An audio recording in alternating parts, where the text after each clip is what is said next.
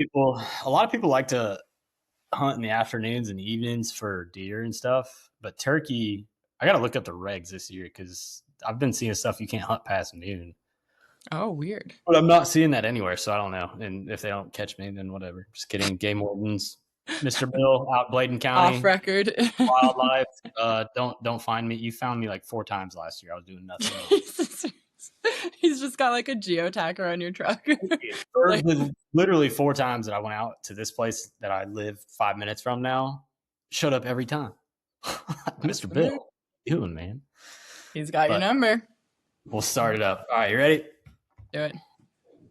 Welcome back to the Outdoor Agent Podcast. My name is Jake Logan. Y'all probably already knew that. You listened to a few. If not, then you know me. I'm super loud and obnoxious most of the time. So, anyways, we've got the Taryn King. And if you didn't know who Taryn King is, you're probably fucking wrong because Taryn is the founder or agent director. Really, she did the entire thing. A lot of help from a lot of other people. But for EXP Realty, Land and Ranch National Division, which if you didn't know, I'm very proud to be a part of. If I flood in all the time. Yeah. But anyways, I got Taryn on here. She started off with what was the other one? It was Homes for Horses. I love it. You keep rolling with it. Let's see what you got. Homes and Homes for Horses. I think somebody else does own that one. But Horse and Hearth. It is. So I have the Horse and Hearth group, and now I can't even say it. Horses, houses, and houses for horses. That's the one. That's the one. I was gonna say Homes and Hearth or Horse and Hearth. Horse and Hearth. I was gonna say that one next, but I was like, I gotta spit this out, and it was wrong. You crushed it. Maybe that's our new our next venture. Homes for Horses. Yeah. So Horse and Hearth. The only issue with naming that was that nobody knows what hearth means. I do. It's the entryway, foyer, fireplace. Oh. That whole area there. I remember it was like good vocabulary. I knew I liked you. That's you get it. My vocabulary used to be a lot better, but then I started drinking beer and doing things that I probably shouldn't. And ignore that. Colorado, you guys know what I'm talking about. And the reason I chose Hearth was because at the time I was trying to brand myself. It was the fire, like the heart of your home was kind of the whole thing. And basically, horses are the actual heart of any equestrian's home. And I got like all way too philosophical about it. And now I have to explain to everybody like what a hearth is. Dude, I'm not going to lie. When I moved here and I first started real estate, before I even met you, before I thought about doing land and equestrian and farms and all that, I'm like, dude, some of these properties I've seen for like $700,000 have shitty homes. What the hell am I missing? We don't care. We don't care. If you go anywhere out near Southern Pines or Pinehurst, it's like the horse's shitter is nicer than my home. Yep. Horse people will live in a literal horse trailer with their horses in a nice ass barn if it's worth it. They don't care what a house looks like. They absolutely do not care. And if any of you guys didn't know, Taryn she likes horses a little bit. Just a bit. Just a tad bit. Also, look, there's my slogan right there. Yeah, there you go. Hey, in case I need to remind myself next time. If anybody's wondering if this is scripted, absolutely not. Clearly not. We just like to talk about things, real estate, land, houses, horses, horses for houses. Anything ADHD little smooth brains come up with. This is why we're good at real estate. We're all over the place and we keep it going. We keep it all together. Yeah, horse was my first word. Yeah. So this event in May 1st in Cameron, North Carolina, shameless plug, be there. Anyways, there I told my parents about my mom and my stepdad, so they're coming down for that. And awesome. He's a big farmer, and I told my mom a while ago, I was like, well, Taryn, the founder of Land and Ranch, she's like, oh, she's at that the girl out in Colorado? I'm like, yeah. I think she follows you, honestly. I love it. He's like, she's like, oh, she likes horses too. And I'm like, oh shit, they're gonna be in the same room. I'm all about it. All right, let's go. Can we find any horses to ride out there? Probably. Actually, I have some people in Southern Pines area. Yeah, I've got a few. I mean, May Castillo, she has a horse. I don't think they ride it, though. It was a rescue, so I think that's serious issue or something. But that whole crew over there, they got horses. But no, I grew up around horses. My mom's had it since she was like 12, maybe. Nice. And finally, I think they started, her and my grandma, my nana, they started getting a little older, and the winters in Illinois are a little bit more brutal when you're in Carhartts. Yeah. And our horse facilities are, I don't know. Get on your blanket, please. It's a bone, and it's obnoxious. She's loving life. Dude, she's loving that country life, that country dog life. She's about it. I found her a quarter mile down the road the other day in the neighbor's yard. But so they got rid of their last. So they didn't get rid of it. The last horses died. And then so now we have cows, chickens, whatever else they want to throw in the pen down there. No, grew up like 40 acres just right down the road. But. Yeah, I was I mostly grew up around New England. So like when I was really a horse person, like doing working student stuff, I would actually get up before high school. Nobody asked me to do this. I would get up before high school and I would go drive to like 3 towns over and take care of these horses. Like I had like 3 horse jobs. I'd take care of those horses, feed them, turn them out before anybody was awake, get over to high school. Then at lunch, I would go to another barn and train one of my clients' horses. And then after school, I would go to my dressage barn and work and ride there. And I'd go back to the first barn that I started the day in and like turn them in and do feeding and everything there. Yeah, it's an obsession. Your day is the exact same as mine, but mine had nothing but sports. It was the same thing. It was baseball and all that stuff. And now looking back at it, like, don't get me wrong, I don't regret playing baseball. I played college baseball, had a really shitty little pro deal lined up with like an independent league, and I was going to make like $600 a year. It was great. But I didn't do that. My land and ranch payments. Yeah. So I was like, no, maybe not that one. But now looking back at it, like my dad can build a home. He can do just about anything with his hands, woodworking, anything. Really nice, very good at what he does on that. But I mean, he just does that for fun. Like my mom was all into the horses and all that good stuff. She was into sports too. So that's probably where that came from. But like, I took nothing away from like the valuable skills that they had. I don't think that's true. It's the soft skills, right? It's the like teamwork, it's the communication, the discipline. I'm trying to pull it together for you.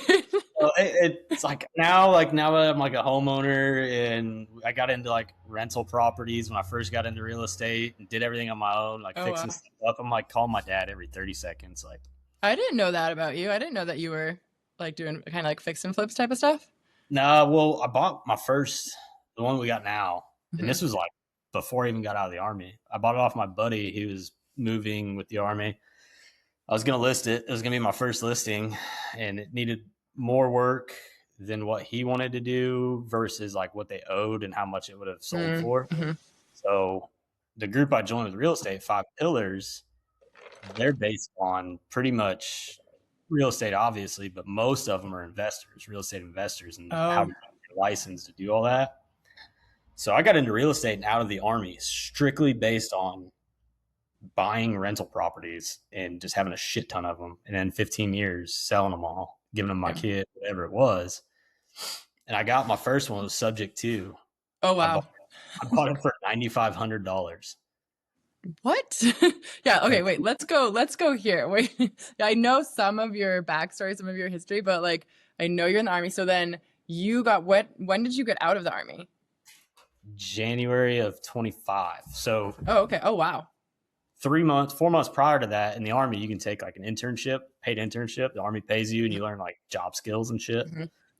Certifications. Well, I had my license 2 weeks into that and I sold 3 houses before I went back to work. Oh, there you go. Yep. This guy, he's like, wanted me to list it. And so I did it all and he would have made like 15 grand, maybe 10. He was just trying to break even. I was like, I'll give you $10,000 right now. You guys don't have to leave. You guys don't have to fix anything. You leave whenever you move with the Army and we'll call it even. He goes, no way. Where are you getting that money? I was like, I don't have it. I was like, well, we'll figure it out. We'll figure it out. That's what makes you a good agent. That's the figure it out gene. Luckily, we bought the house that we're in that we just sold today. Actually, just sold my house, closed on it. Excuse me. How Yeah. are we not celebrating this? Cheers. Yeah. Nice Yeah. job. That's huge. That's huge. Congrats. So we bought that in 2022 before the housing market here in Fayetteville, if anybody's familiar with it right now, is insane. From I thought you were going to go with it crash because we like just gridlocked in 2022. Like done. Nothing moved. 2022 to 2020, it would have been, well, today I sold my house. But actually, it would have been a year ago today when we took the HELOC out on that house. Wow. And that was within 2.5 years. We had $56,000 in equity in 2.5 years, and we didn't do a fucking thing to that house at that time. And so we took a HELOC out, and I bought the house for $9,500 and put $20,000 worth of work into it. And now, like, our interest rate's at 2.7 or something like that, and I'm making $600 a month on it. Like, damn. And my tenant's my handyman that helped me renovate the house, so I gave him a deal on the rent. He maintains it for me. That's perfect. That's the way to do that. His wife is the reason I did pretty well when I got out of the Army, because she was our athletic trainer / doctor type thing in the Army. Oh, so, wow. There you go. It just all went full circle. Like, we're helping each other out. It's been great. I mean, that's kind of the beauty of real estate, right? It's like everybody is connected to it or connected by it, and you can help people, and then you can get into land and ranch and one, crush it, and two, enjoy it. Like, what? What? So you joined EXP right out the gate? Correct. Yeah. Yeah. And then I was a broke. Actually, the person that got me into EXP was speaking with Rachel out there at the last rally a week ago, Ruben Garcia. Oh, really? He was the mentor of the year in like 2024 for EXP. Oh, yeah. Okay. Nice. Yeah. So he lives about 30 minutes down the road. Mm-hmm. And then he introduced me to people, and Shelby actually has had Real Estate Rockstars podcast. She was a host of it for like 2 years or something. Mm-hmm. Now she has Agent Goldmine, which is a good one. The free tools and stuff. Everybody comes on, drops like a free tool on there, and that's how I learned cool. Everything. That's a smart. I like that model. Maybe we'll have to implement. She interviewed Mike Sherrard. Yeah, nice. Like 2 years ago. Wow. And then I get over there and I'm like, holy shit, Jeremy, Mike, Adam, you, Liz. I'm like, dude, this is weird. It's full circle. Yeah. It's just wild how small the world really is, and that's like one of my favorite parts about what we have within Ranch is so many of us were kind of doing this or wanted to do it, but we were all separate. And now we all hang out, constantly talk on all the group text messages. And I'm texting you guys. And it's like, we're just like such good friends. And I think one of my favorite part, like the community is my favorite part, but the most interesting part is that everybody's doing something a little bit different in this space, right? Like Timberland and, development, acquisitions. I remember one of the first conversations we had when we launched the division was like a guy who was specializing in selling chicken farms. And I'm always like, what? That's a thing? It's everywhere out here. I live right down the road from one, actually. That's crazy. Yeah. Well, we got like Smithfield, Mountain Air, like some of the biggest like poultry and pork factories were just right down the road. So it kind of stinks sometimes. I was going to say, yeah, what's the pros and cons of living that close? Oh, well, that's a couple of my properties that I got listed. Like, they're like, I can see a farm from down here. And I'm like, yeah, but I've been there on the windy day when it's hot and I don't smell it. And they're like, okay. Good. There you go. Always selling, always be closing. That's incredible. Yeah, poultry farms. And I gotta do some videos. Me and Joe, we went and looked at an old poultry farm that he was gonna buy for his stuff. But is he expanding? He's trying to, but land where he's at, which we'll get into in the whole event thing, it's unrealistic for anything out there. And he knows it. He knows it's gonna be like somebody's gonna have to throw him a bone. Oh, okay. So, yeah. Well, okay. I really want to get in that combo, but finish what our ADHD. Finish telling me about how you got into, then you said you got out of the Army, you got into this investing, you joined EXP, you found the right people, but you were going to leave EXP. I was going to leave EXP because at the time that I was renovating my rental, it was basically, I closed, like I said, I closed 3 deals before I got out of the Army. That's wild. January of 2025 was the last deal I closed, right before Christmas, actually. Last deal I closed until April of 2025. That whole 4 months there, I was flipping this house or renovating it to get it rented and just like helping buyers. I had 2 of them looking for land. Hmm. And I was like, I've never done land. Why not? Let's just do it. And I made a lot of mistakes and Figure it out. yeah, I made a lot of mistakes. I said these would be great pieces and they were god awful pieces. You can't wait. But they look good to me that I'd like to walk around in it, Looks good. Which at first, you think that's how you do land. Like, hey, man, like I could hang out here. It's pretty. Yeah. So Did they close on him? Did they end up buying him?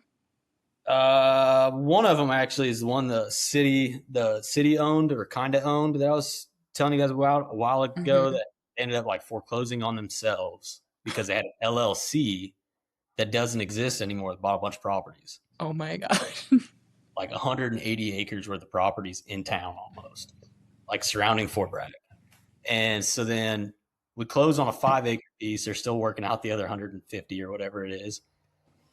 But then the other clients, they were looking for land. They told me straight up, like, we know it's diamond in the rough. We're never going to find it, but let's try it. So we spent like 9 months looking for this. Long story short, I never closed with them. Got them under contract, and then yeah. Anyways, that was neither here nor there. Your foray into land real estate. Yeah. And so and you were hooked. You were hooked. And there's a lot of things that pros and cons of working with clients and stuff like that. But at the end of the day, like even your worst clients, like you're gonna learn a lot. Yeah.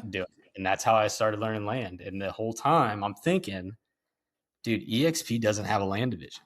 They have like a land something or other that nobody did anything with, for like a year. It was like a group on whatever. Oh, workplace groups. Yeah. And so Ruben was telling me, he's like, dude, yeah, start something up. Mm-hmm.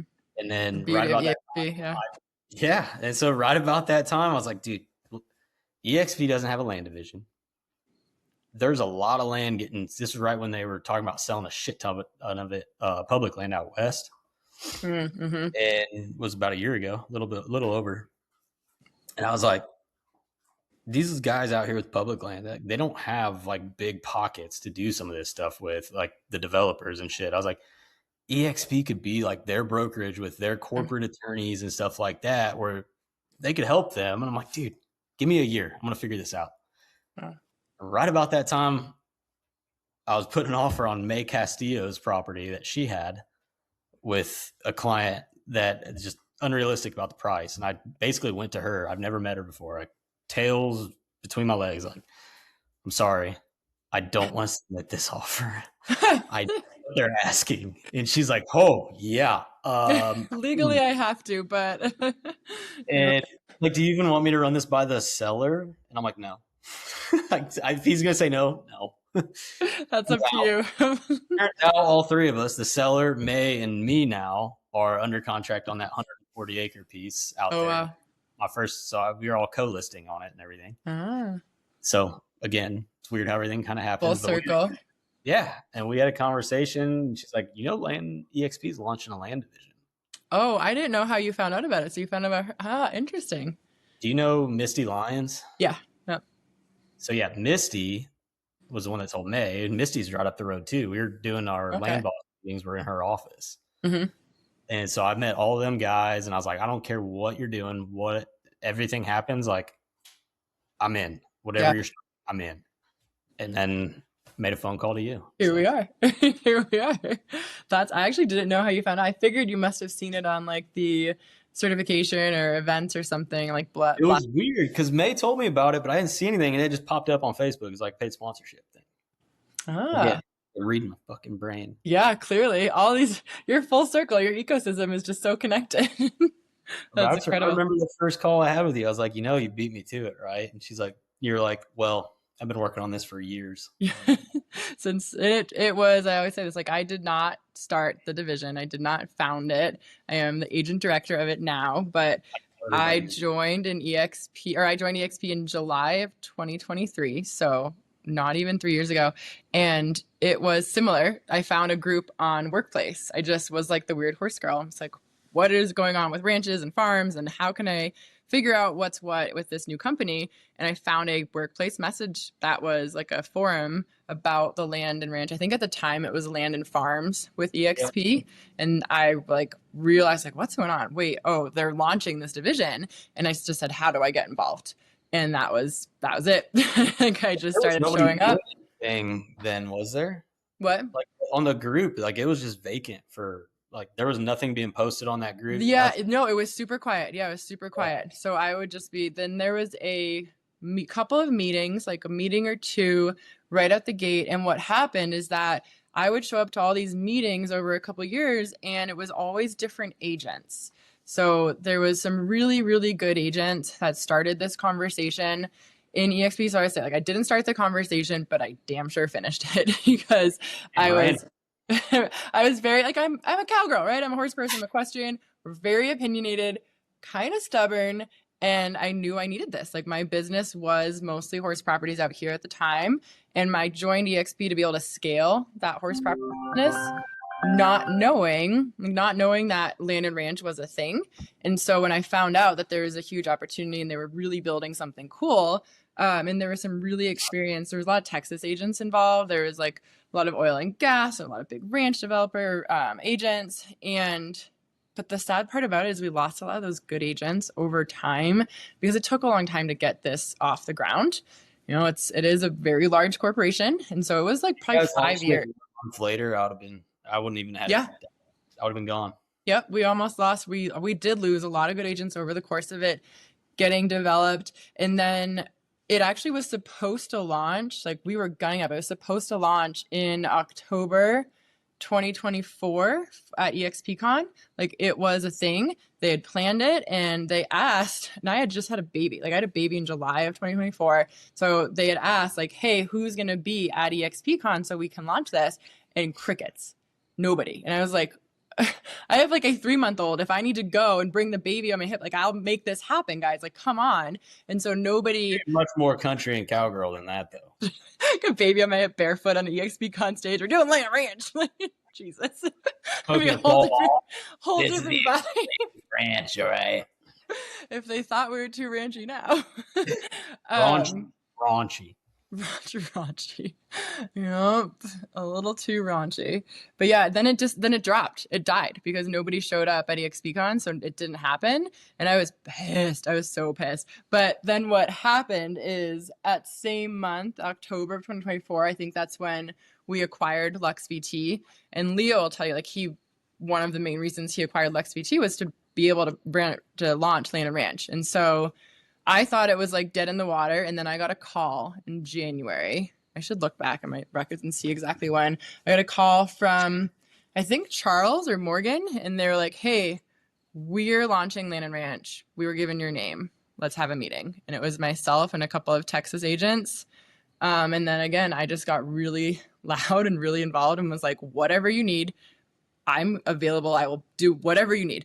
And I pretty much didn't sleep for like 4 months and built out the whole certification course, which we are currently rebuilding now that we're kind of in our phase 2 of the division. And yeah, that's kind of the rest is history. That people don't understand is everything that's happened in the last 11 and a half months, essentially, is a beta testing. Yeah. Yeah. That's the cool thing. It's working. Mm-hmm. And that's the best part.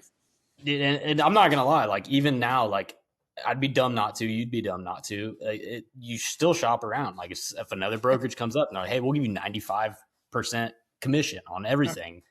Okay, but what else do I have to do? Yeah. Right? Like, what else is on here? What are the other expenses? Like, National Land Realty has an office right down the road. There's a 21-year-old kid that's selling 200 acres. I could throw a baseball to it right next to me. Oh, wow. And it's beautiful. I'd love to have it. And he's been doing that since day one of getting into it. And I've ran into him a couple other times on deals and stuff that we're trying to figure out. I was gonna have, like, I was like, yeah, dude, let's go have breakfast next week.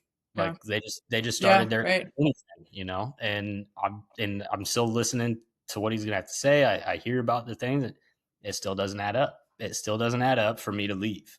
Hmm. Yeah. And The numbers alone are, yeah. well, and it's a simple fact of the matter is, like, I'm not afraid to post something or say something with some sort of repercussion that I wasn't wearing a collared shirt or I wasn't wearing a logo or something like that, which other, and not knocking any of the other brokerages because they're great brokerages. Clearly they're doing the right thing, but it's just not me, Yeah. Yeah. and that's what I Well, love about you guys. The first time I met you, I was like, what are the standards right here? I got out of the army because I want people telling me how to fucking dress. yeah. Like, I had doing push-ups because I wasn't wearing mittens in 50-degree weather, 45-degree weather. Well, that's the beauty of, like, I think why, and again, like, it's so serendipitous the same way you talk about these things. Like, I had no idea that EXP was launching Land and Ranch. I happened to join, and it's being like we're launching this new division that's built on a platform that is all about building your own brand and being authentic and like having collaboration and community as a baseline. And it just happens to be that that's like where I joined, and that's the community that we needed and the people. And so now our tagline should probably be like, find your people, find your people and go all in. It's kind of the thing. I mean, that's what every time we have like these open calls or something like that, or we get new agents on our weekly phone calls and stuff like that. When you introduce them, that's what they always say too. Yeah. These are my people. I feel like found people. Well, I feel dumb for saying this, but these are our people. And we're like, well, Taryn says it every time we talk. We all just left. But I didn't start that. I think you might have said that originally. Yeah, just own that one. And you're like, these are my people. And I was like, that's what I kept hearing from everybody. And I was like, that's actually it. And so funny enough, when we built the division, I was very much like, we need tangible tools, like websites and template, like all these tools, things like that you could actually make a difference in your business with. And I think we achieved that. And what I didn't expect while we were building it for those couple of years is that the community and the agents and the collaboration and the relationships that were immediately found and immediately connected, though, that's actually like, that's the glue. 100%. Like, our agents are incredible. It definitely is, because I'm not going to lie, like, there's, EXP has their weekly, monthly meetings or classes or just shoot the shit type stuff. And 5 pillars, like, I like everybody in there too, but not a single one of them. Kyla Montano, out here in Texas, me and her were on a 5 pillars call together, and she started talking about like trying to find her niche and stuff. And I was like, where you at? She's like, Texas. And she's like, well, my son does motocross. And I'm like, there's your niche. Did you know? Right when I joined Land and Ranch, I was like, guess what? There's a really cool place beyond the rainbow over here that you can do some cool shit. Beyond the next week, she calls me and she's like, I did it. I'm done. I'm in it. Oh, yeah. Kimberly, and I don't know if they've done anything together or not, but I was like, dude, you need to do it. But like, I guess the other day she said she hasn't, at one point when she made the switch or something, she didn't close a deal for like 14 months or some weird. It might even have been her. I don't know, but well, I mean, that's the reality of like, it has been like real talk, right? Is we're in one of the hardest markets we've seen. Like, we heard, I think it was at the rally. I'm like, this can't be this hard all the time. Don't even say it. But it's like, since I think 1992, like, we haven't had this low of a transaction count. And agents don't, like, you've got to take that into account. And so I tell you just all the time, like, the fact that you are still in it and you still have a license and you consider yourself like a full-time or an active realtor, that is enough. That is more than enough. That is a huge win right now. And we have agents who are like yourself, jumping into this world. I'm 12 years into this right now. Like, I've been there, done that. I'm like, all right, you just keep going. Eventually it starts to connect. Eventually the gates open and then you're overwhelmed with business. But for these new agents, I have so much respect for you guys jumping in and being like, I'm going to figure this out. And the grit and the tenacity to build a business in this current market is insane. I think it's harder than 2008, quite honestly. I wasn't licensed in 2008, but I've heard a lot of stories about it. I think this is harder. And you have been crushing it. Like, I talk about all the time. Like, and when I talk about agents who are thinking about getting into the division, I'm like, well, we have Jake Logan, who went from almost leaving real estate and not closing deals for how many months, and now he's got, I don't know, how many listings? how many transactions? Thinking about bringing it. Your wife's getting licensed. You're bringing on assistants in literally less than a year. Yeah. Give me your stats right now. Let's go. my first year, from September 2024 to September 2025, I closed 12 deals. 4 of those were referrals, like for Army stuff or whatever, and then 3 of them were people I knew. Yeah. So like, I just thought it was that easy, Yeah. and actually 4 of them, 5 of them were people I knew. So that left like one other person that I didn't know at the time, or something like that. But they were referred to me by my lieutenant or my captain. That was cool, coming to Fort Bragg, and they're all Army related. So I'm like, I'm going to lean into this hard. So is everybody else in Fayetteville. That's true. I'm like, yeah, that should be a great niche, right? Yeah, that's true. Their brother and their cousin and their wife. And to be honest with you, I'm not polite enough. I'm not good looking enough to just rely on that alone. And I was like, I'm not going to walk houses every day. I just can't do it. Well, yeah, that's like, this industry is hard enough. And if you don't love what you're doing, there's not a universe in a reality that exists that I would still be licensed if I had to sell like subdivision homes or like, I've never sold a condo. I don't think I've ever touched a townhouse. I've sold one subdivision house, like tract house. No, absolutely not. Put me in a field in the middle of nowhere with no cell service. I will find my way back to the civilization. Put me in a subdivision. I have sky high anxiety, no idea where I am, can't find my way out. It's like one of those like little rats in a trap. It's terrible. It's funny because my job in the Army was like artillery and targeting and like finding a piece of dirt that looks like somebody would be there, essentially, from a map. Fair. Right? Just knowing what terrain looks like. Did you use land ID for that? Yeah, I did have it then, man. But like, land is literally what I've done for 10 years. Yeah, and so like, I know what vegetation looks like, why it's green there, and why it's dead over here, because there's water. Duh, like you just don't see it. And then so like we did all that stuff, and I'm sitting here like walking houses in the middle of town, and they are all the same because it's all Fayetteville and it's all the same.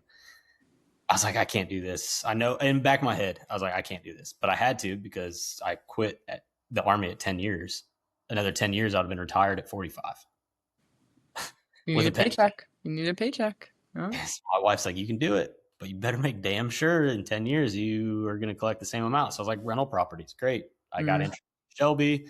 Jake Dixon, he was my first guest on here. He was the founder of the Locker Room Coaching. Like, he's giving me the shirt off his back and more, and I can't thank him enough for that. But I went to the same high school as him. We both played baseball. So like, that was our connection there. Our parents knew each other. Like, they'd go to my games and all this stuff. He introduced me to people down here in Fayetteville. They introduced me to real estate investing. Problem was, with real estate investing, me and my wife have never had money. Yeah. So when we have a little bit, we're not spending it on something that could go belly up.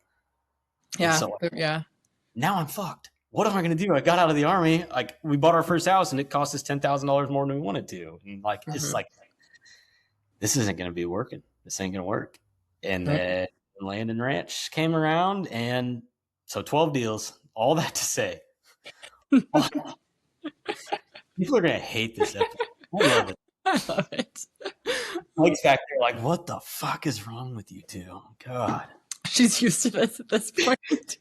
She hangs out with me every day. I don't know why. I don't know how she deals with it. It is wild. But yeah, so 12 deals my first year, 12 months, calendar year. And again, 4 of those were referrals. And then I just pulled it up since May 31st of 2025 until now. So 6 months. When you joined Land and Ranch? Basically, yeah. 6 months. I have 13 closed deals, 5 pending, more than 9 withdrawn, whatever. But then I also have 10 active listing, 2 off-market deals, 1 being a $9 million commercial property possibly. Jesus. 3 pending, and then 3 listings that need to go live next week. Okay, sir. 4 buyer clients that they're not really clients. I haven't signed them because, they're looking for land anywhere. But, 4 or 5 active land groups, investors that do double closings, stuff that a lot of these listings are coming from. But they'll buy anything that's buildable. And so if anything comes across, like, cool, done. I didn't have that a year ago when I was Yeah. doing my. Yeah.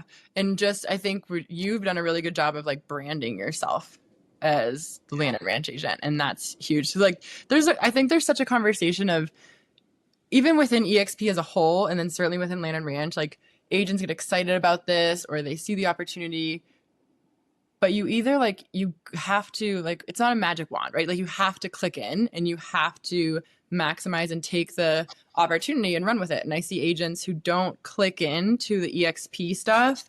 They're the ones that inevitably like kind of flounder and, end up leaving. The same thing with land and ranch. Like there are agents that have changed their business, changed their lives. Like I'll go as far to say it, when they have taken advantage and ran with it. And then there's agents who are like, oh, like it's cool or it's just not working. I'm just not quite, maybe you have to have that grit, that tenacity. And you, I think, are the epitome of that, of took it and ran with it immediately. And look, Well, like that's what it there's did. something you said too, like where failure is not an option. Like, Yeah. Yeah. and me and Shelby Johnson, she's in my upline. Like she's Mhm. the third person I talked to other than Ruben in here. She started in Fayetteville and started doing all these flips and stuff like that. She closed 40 plus deals her first year with Keller Williams. Granted, a lot of those were like foreclosures and like Oh, investment yeah. stuff like that. And she's like, you know how hard it is to cap or do anything like make up any money when your commissions are like $2,000. And now I'm like, yeah, I'm looking at a $75,000 property that I'm selling that I'm excited about. And Mhm. that's so, and now my like minimum commissions, $5,000 or whatever it may be, depending on the thing. But I didn't know that at the time. I was taking 3% commissions on 75 grand. Yeah. And I did that. And I was excited. Like Yeah. I was happy to go to work at that point. That's incredible. It's been weird, but we're all talking about it. And like, she's like, yeah, I mean, there's no other better way than, your back's against the wall. You have no choice but to do it. And I quit a job that I was making almost $100,000 a year in total everything, Army benefits and stuff. And my wife, she makes decent money, but we're not rich. Mhm. It, yeah, it's like you gotta You fucking do it. figure So, it out. It's that figure it out gene. Yep. yep. But it's And if also, I think, so, like I got to be the best. well, I was to say, there's also that like ADHD side of us where like, don't tell me what to do and don't tell me how much I'm going to make. Don't put a limit on me. Don't cap me, like, in terms of an income ceiling. And so I think that like, I'm so convinced that ADHDers like, or neurodivergent, if you want to be PC about it, we make the best realtors. And we're all, maybe that's because we've all like congregated in land and ranch too. Like, again, find your people. We're all just like a little rogue, a little bit like off the rails in an appropriate way, or like a way that works, right? We think differently, we do things differently, and we're going to figure it out. And that's the figure it out gene. And nobody's going to tell me how much. Clients, when I first signed them, Mm-hmm. listen, I'm not going to do things 100% by the book all the time. Like, I'm not going to violate any laws or rules or Just say, regulations. let's caveat, let's disclaimer. Yeah, I was like, I'm going to do everything the right way, but it's going to be on the way I do it. I'm not going to sugarcoat things. I cuss like a sailor. Like, I'm just going to be honest with you. I'll never be disrespectful to you unless you're disrespectful to me. I'm never going to be disrespectful. And I'm not going to lose a deal because I wasn't pushy enough. Like, Yeah. I'm going to make it happen, and I'm not going to apologize to anybody. I'm not going to change myself for anybody. I was like, a lot of people don't like that. I apologize in advance, but not really. I was like, if you don't want to work with somebody like that, I get it. I understand. We can Well, sign you're this. authentic. Yeah, You are the definition of authentic. I tell him this, and my wife, she sits there and shakes her head in the background while I'm on the phone with him. And I'm just like, I don't have to work with these people if I don't want to. Well, I think it's incredible that you are at that point at this stage in your career, because that took me a very long time to get to. And I really wasted a lot of time and energy and emotional, like it just figuring that out. I had one client, the one that fired me, that I was changing who I was or what I was doing and bending over backwards and taking away from my family time, which is why I got out of the Army. I had a kid. I had to protect that.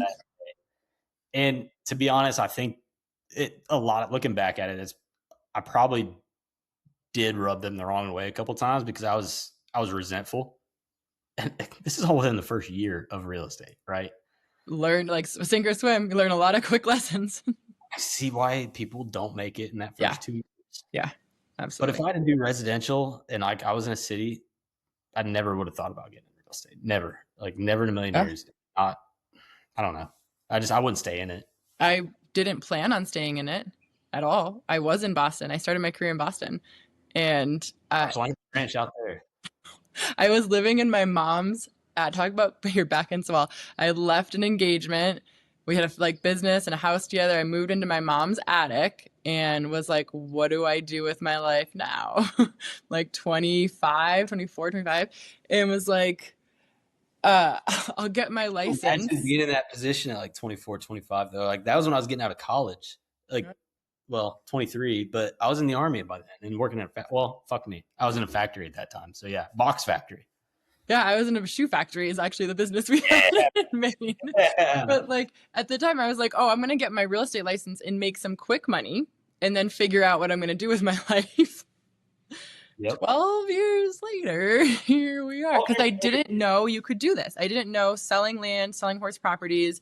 I had like, we have this HGTV image of like being a realtor, like, oh, I'm going to sell these houses.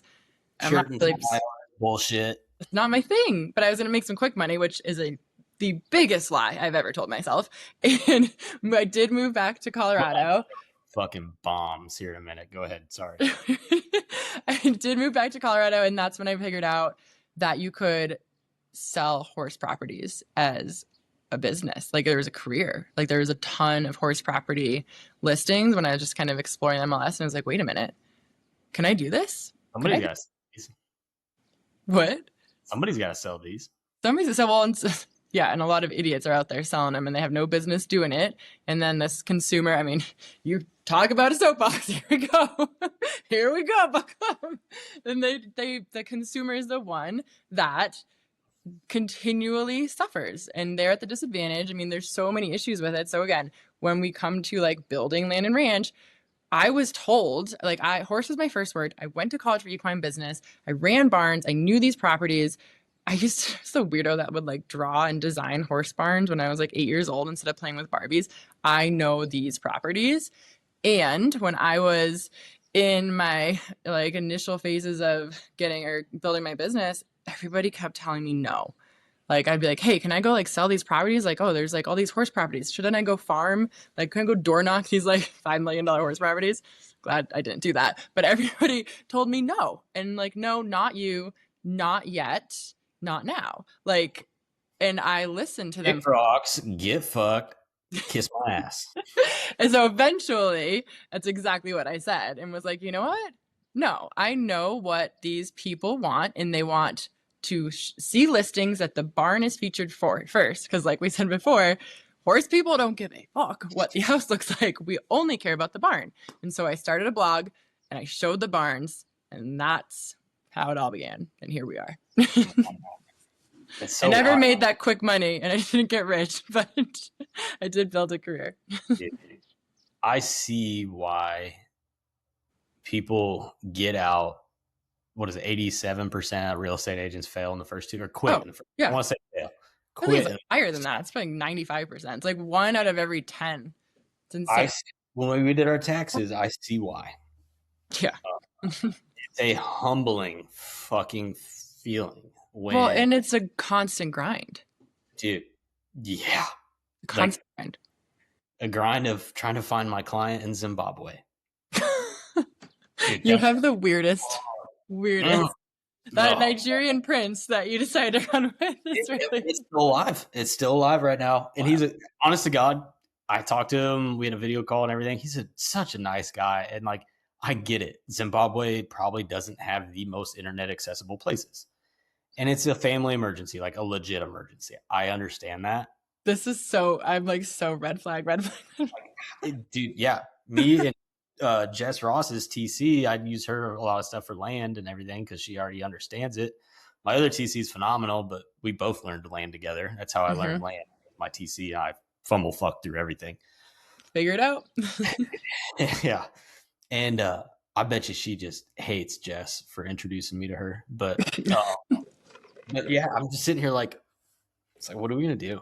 was like, one, I'm dual agency on it, so like I don't know what I can talk about, and Oh it's my God. highest commission, so it's like I want to keep it, but I also can't fuck my seller, That's wild. But this guy, every time we send out termination agreements, and then he'll send additional earnest money, and it's like, That's weird. That's weird. like I'll be back, and he's back in the States now, and everything's moving again. So Oh wow. But I like so that if you had to deal with that situation without having this community, like I know that their group text message that like we all will be like, hey, you deal with this, or hey, I got a vent, or hey, who's dealing with this, or hey, anybody got a buyer for this, or hey, like that having that backbone of your community and the support, because like no deal is the same. We run into the weirdest things in land. land is the most fucked up shit. And if anybody ever wanted to say like, "Hey, I'd love to sell land," I'm like, dude, think about that. We got Like, you. We got it you. sounds great. You see beautiful sights. You see cool shit. Yeah. You love what you're doing until it gets to the business side of it, and then you're like, hustle. "Oh, fucking God, what am I doing with my life?" It's a hustle. Well, and they don't move as fast oftentimes. You seem to move things pretty quickly out there. Ours, I got a timeline on a lot of them because I deal with a lot of people don't like touching wholesalers out here, and land investing is the new fix and flip. Yeah, I see it all over Facebook ads, all over. But out here, it's getting even worse because now they're competing with the people that are developing, right? So they need to get a double close done in 4 months.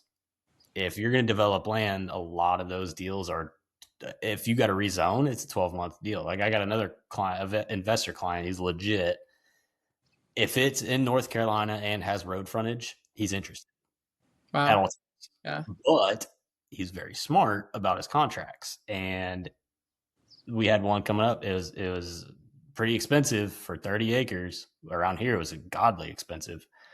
But he said, yeah, that makes sense. Can they do a 12-month contract so I can get a rezoned? And I'm like, maybe. I don't know. And so we looked at it, and they didn't want to do a 12-month contract. But all mine have like 4-month expirations. So I am constantly against the clock. Oh, wow. Yeah. Which is totally nerve-wracking. That's a lot. So all of my listing agreements that I've been writing this past year have been 18 months to 2 years. That's insane because I have people turning me down for like 6 months contract. Wow. And I have turning me down. I got one that's going live next week. It's a house in town, which it'll sell so super quick. It's right what everybody needs next to the base and all that. But he's an investor I met when I first joined, and he's selling all his rental properties. He's like, yeah, I can do a 3-month contract. After that, I got to move it quick. So if you can't sell it in 3, he's like, no offense. Like, it's just, I got to do it quick. I'm like, yeah, I get it. But land, man, like trying to convince people that it's probably going to sit for 6 months. Yeah. They don't hear it. And most of my listings come from investors, and they give it to me in January. Like, you got till April. Jesus. So like I have to. So when I'm saying I'm tired, it's because I'm calling 100. I sent out 150 texts, or no, sorry, more than 150 texts. I talk to about 40 people a day. Yeah. Trying to push properties, trying to find off market stuff for people. Everybody wants off market. It's not even worth it anymore because it's the same price. But I get exhausted from it. And then one day I'll have 6 offers. Mm-hmm. Fucking mind blowing, man. And well, isn't it so weird? Like real estate does that and I just had a week like that where it's been nothing for weeks. It's weird, right? And then this week, like I have You're in Colorado and I'm in North Carolina, and it's doing the same shit. That's why I love this division. Because when we can sit down, like I think this is one of the most underrated values of the division, where we can sit down with agents doing these type of transactions around the country every week. And that's why I always start off the calls with like, how's your market? What do you have going on? What are you feeling? And ask questions, because then I turn around to my sellers and I can tell them, and I can like with confidence know that I am not just like, oh, this is how I kind of feel this week. No, this is verified across multiple markets. We're seeing a slowdown. We're seeing a slight increase, and it happens so quick, like overnight, when things shift. And it backs too, because if you go in there with your clients and say, this is what I'm seeing, it's like, all right, cool. This is what you're seeing. Maybe you're just not a good agent. That's what they're thinking. I'm sorry. Yeah. That's what they're chicken, but if you can sit there and tell them across the country, Yep. our market here in North Carolina is moving faster than anywhere else. And it's true because North Carolina is the number one state destination wise for people to move to right now. Oh, wow. County, which is the next one over, which is where my home that HGTV style home is listed. That thing got zero attention for 8 days. Zero. Like had a couple likes on the and shit. And then we had 4 showings in one day and like 2 offers. It's insane. But that's a week, and we were nervous. Like Brunswick County is the number one in America that people want to move to, and it's 18 minutes away from one of the most beautiful beaches I've ever been to. Oh, there you go. Like maybe I should move out there. We have so many North Carolina, South Carolina agents though. You guys were the sleeper state for me, like the sleeper region. In the last 4 months, in my opinion. But there's just so much land and so much like agents that specialize out there. I need to run through the numbers on it. Like I knew Colorado, I knew Texas, obviously was gonna be a big one. I thought Montana. I thought there'd be more in Montana. Yeah. You know what's really shocking to me? We don't have any agents in Iowa. That's where my wife's from. Well, let's get some agents over there because like the farming and 3 of my hunting buddies that my wife's friends with, like that they're my friends, but like, dude, telling you. I'm going to see. We have there's a few markets that are really surprising. You know why that is though, is because whitetail property dominates up there. There's a lot of the people that I talk to up there and like ask for advice and stuff like that. I've been on a couple calls with a couple of them. It's like, what's going on? Like I need a referral partner up there for land, but I don't know who to use. Went over to them. So Iowa, we don't have anyone, and then Mississippi and Louisiana. The reason for that one is the Mississippi, at least, is starting to get dominated by small town hunting properties. Oh, I haven't heard of that one. Exactly. That's who I was going to leave and go join. Oh, okay. Yep. They were starting in North Carolina, and honest to God, if it was this time, if I was where I'm at now, experience wise, and didn't know about land and ranch, they needed a broker in charge. I probably would have done it. Yeah. And that's the only reason I didn't do it. And then he called me a week after I paid my dues for land and ranch. I'm like, bro. Oh, call me next year. Let's see how it goes. And now I can call you and you can have that conversation. He's going to call me probably next week. That's the year. Well, 2 weeks, but yeah. But yeah, anyways, the sitting on the markets, the trend of land across the country right now, everybody says land goes slower. You don't really believe it. Not really. Yeah. That 90-day mark, and you're like, what the fuck is going on? Why is this not sold? Like, what's Yes and no. I will challenge that because I think there's, and this again, why I think the division is so fun, because there's some of my listings are definitely sitting, like they're sitting, but I think there's also this side of land that you can tap into, especially when we have the division access and networking tools that moves, and they're big deals, and they are not affected by the market, by rates, by geopolitical turmoil. And that's what I think has been interesting for the agents who do tap into the network and the community and the tools of the division. Wild opportunities have fallen into some of their laps because of that. And those like massive deals, tens of millions of dollars that are ready to close yesterday. And that's the shit that's blowing my mind lately. The people I've met lately that are looking for stuff, I can't fathom in my wildest dreams that I wouldn't bat an eye at $15 million. Yeah. Yeah. No questions asked, as long as it has what they need. Yeah. But that's, I think, the beauty of like because we're built on EXP, like I have a lot of respect for the smaller brokerages who have like had to grind it out and build it and really like create their own brand. We will, like, I'll say it, I've said it before, EXP has cut and chopped this and put it out on social media. Like, our team of agents in our community will not stop at this point until like we are the #1 land and ranch brokerage in the world. I don't care even about the US, North America, in the world, because we're built on the platform that can do it.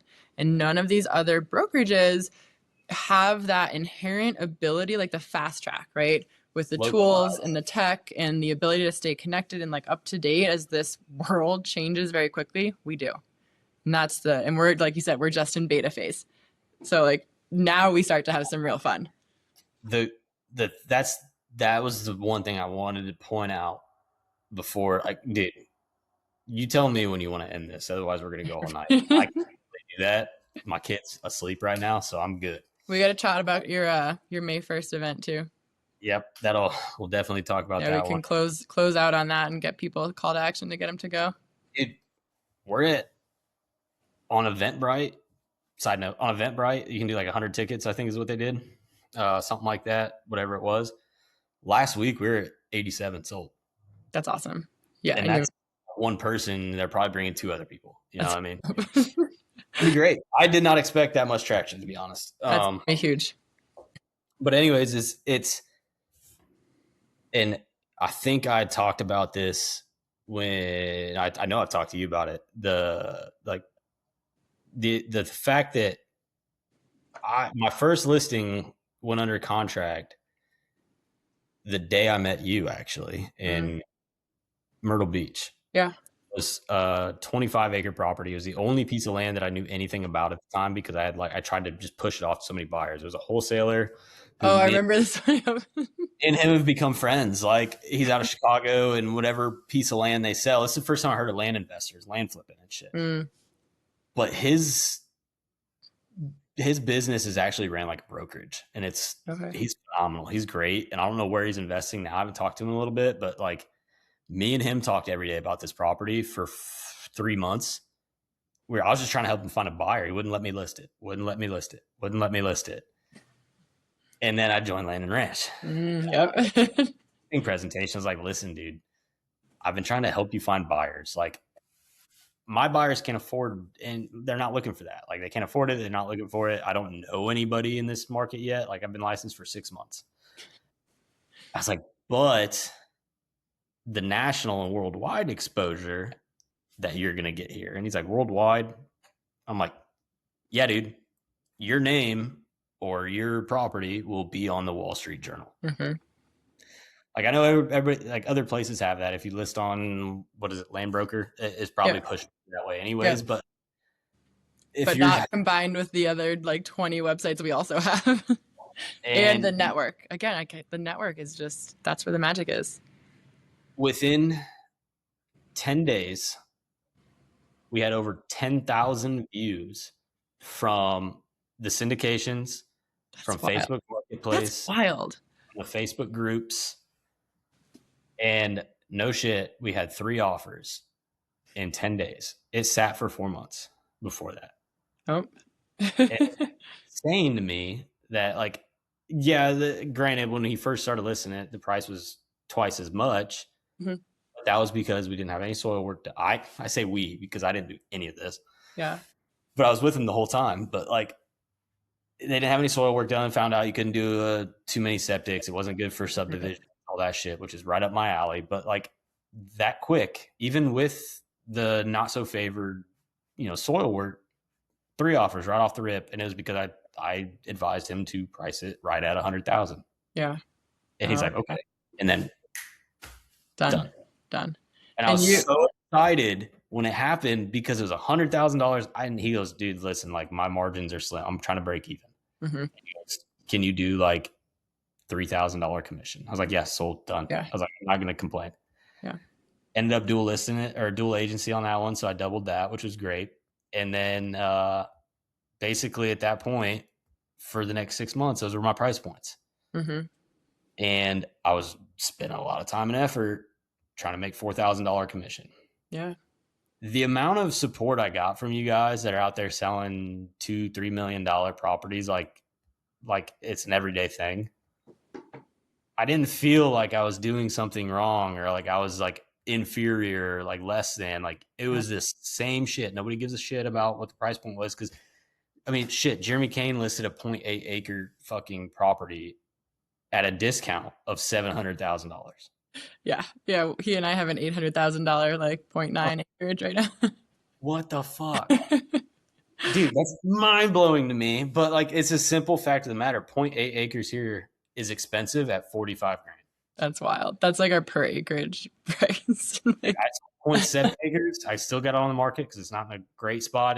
They've done a lot of work to it. It's going to be a good yeah. property. That's like we don't have it's so It's interesting. 120,000. It's so fascinating to be this connected with so many agents and so many like every market, literally like every market, and be like we all connect and actually share what's going on and like this like just there's no ego, there's no like yeah, what do you got? What are you working with? Like what price point? I It's talked to Shane Carvalho for an hour and a half, 2 hours after EXPCon. yeah. Dude, you're fucking killing it out there. Like you're probably doing really well for yourself. It's like, Yeah. listen, Yeah. you don't understand, man. Like You can't touch like a starter property in his neighborhood for less than 2 mil. So like it's all relative. my average commission, it's like 30 grand. And he wasn't saying that to be Yeah. like Right. bragging. He was just talking. And I'm like, you're what? And he goes, yeah, dude. And it's been tough. And I'm like, what the fuck? And I forgot he's out in California where everything's $1 million. Insane. And dude, I was like, I was happy the other day I sold $75,000 property. Yeah. And he goes, well, what's your 140 acre? I was like, 400K ish. And he's like, I might buy that. I'm Yeah. like, just because. yeah. He's like, my brother lives in Raleigh. And I'm Yeah. like, oh. Yeah. But my highest commission that I'm trying to really push for is going to be like 30 grand. And hopefully it's in the next 2 weeks. That's awesome. And I'm so pumped about it. But Huge. I say that to say this. Everybody talks about capping like, oh, it's like should be your goal. Like it should be your goal. For me to cap at my commissions being under 6 grand for the most part, That's I've got to hard. get bigger shit in there. And so this year, January 1st, I just said it out loud to somebody. I'm going to push for $1 million property this year or like more expensive properties. Yeah. Within 2 weeks, I had three of them were over 200,000 $200,000 properties, 2 more that were over 400,000, and then 2 house listings that were like close to 500. Yep. Like, Yeah. it's weird. I have not attempted a mailer. I have not attempted to contact landowners for sale by owner. I have not tried to lead generate in any way, shape, or form other than telling people on Facebook. And if you want the secret sauce of how all this started, you get on Facebook, you tell people you can find them the properties they're looking for because God knows everybody gets on there and says, in search of this. Yep. Find that for you. Yep. Things are. And you're like, well, I actually don't have one, but I'll find it. That's exactly what we're doing. Oh, my entire business is social media. We are overwhelmed with opportunities right now because and it's all from Facebook. Yep. 100%. Yep. But and Instagram now. don't sleep on land.com either. And if you haven't done it, spend the money, get the gold, silver, gold packages because your listing's going to be number 1 on that. Yeah. If you look, the first 7 or 8 listings are all the same fucking listing on every page. Yeah. But what you don't realize, I've gotten 3 clients strictly because they saw my name in one county. That's wild. They hit me up. I asked them why. And they're like, I saw your bio and your name kept showing up on here. And I looked at your bio and I picked you. And I'm like, probably. I was going to stop because it was $250 a month. I got a good deal on it at the time. So I can't afford this, but it's paid off. I should probably do that. But like so, and we have like so with Blake and Aubrey, like a couple of my little team out here, we have like so many marketing campaigns that we haven't even launched yet because we don't need to. Like we have so much business coming in the door, and mainly just from getting out there and being like, hey, we're land and ranch agents. We're land and ranch agents. We specialize in land and ranch. This is what we do all over social media, and we haven't had the time to slow down to even launch these marketing campaigns. Wild. And in person is the thing that Yeah. people need to understand. If you're going to get into this kind of stuff, I have to go get an elderly woman that was referred to me by one of my lenders. She's got a couple like 50 acres total. She doesn't use her email. I got to go in person, which for my dream and my anxiety is like killing me. But she's a sweetheart. Like I've never met her and I love her.